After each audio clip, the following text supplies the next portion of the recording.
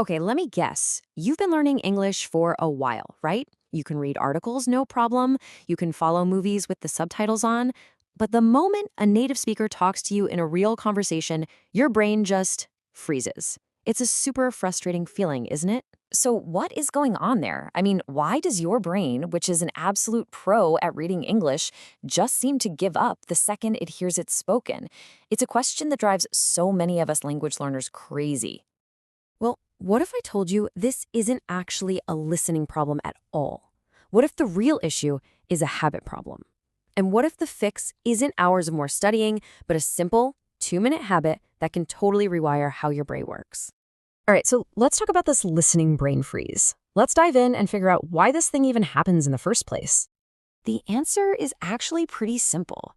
Your brain is trying to use the wrong set of skills for the job. It's like you're trying to play a super fast-paced video game using the slow, careful rules of chess. It just can't keep up. Yeah, to put it another way, your brain has basically been training for the wrong sport this entire time. This is honestly the perfect way to picture it. Think of reading English like lifting weights, you know? It's slow, it's orderly, you can take your time, every single word is laid out perfectly on the page. But a real conversation? That's like a high-speed tennis match. The words are just flying at you, fast and chaotic, and you have zero time to stop and think. And this is exactly why that tennis match feels so fast. See, unlike a textbook, real speech is jam-packed with shortcuts. We don't say, "What are you doing?" We say, "What you doing?" We don't say, "Could not have." We say, "Couldn't have." Your brain, which was trained for the nice, neat text on a page, just isn't prepared for this storm of reductions, slang, and idioms. So, how do you actually train for the tennis match instead of the weight room? Well, you start a new workout for your brain that I like to call the active rewind system. And you want to know the best part? It only takes 2 minutes a day. That's it. This whole thing is designed to be short and powerful so that I don't have time excuse. It goes right out the window. It's the consistency that really builds the muscle here. Okay, so the system is just 4 simple steps. First, you find a short, interesting audio clip. Step 2, you listen once just to get the basic idea. No pressure at all. Now the magic really happens in step 3, the active rewind. This is where you pause on those confusing parts, listen again, and then you say the phrase out loud.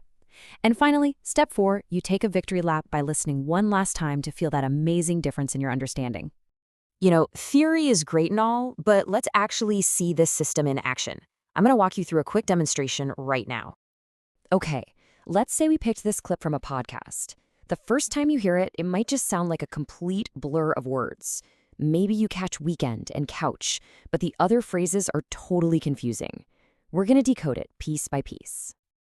So we do our active rewind. That first part, what you, sounds a little strange. I'd pause it, rewind, and listen again. What you, okay. It's the reduced, fast way of saying, what did you? It's a total light bulb moment. Then I'd say it out loud a few times to lock it in my brain. All right, next we hit another confusing part, vegging out.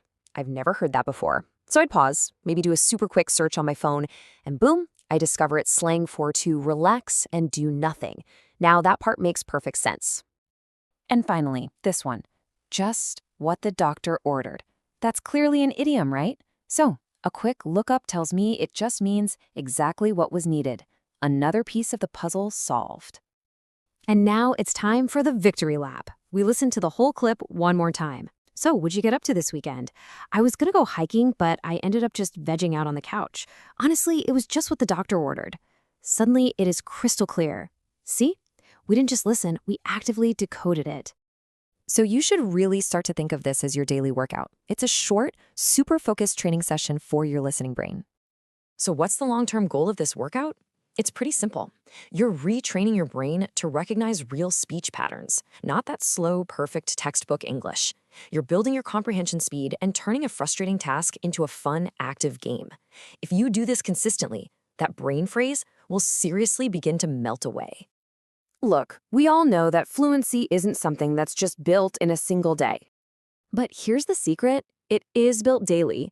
These small, consistent habits are what create the biggest breakthroughs in the long run.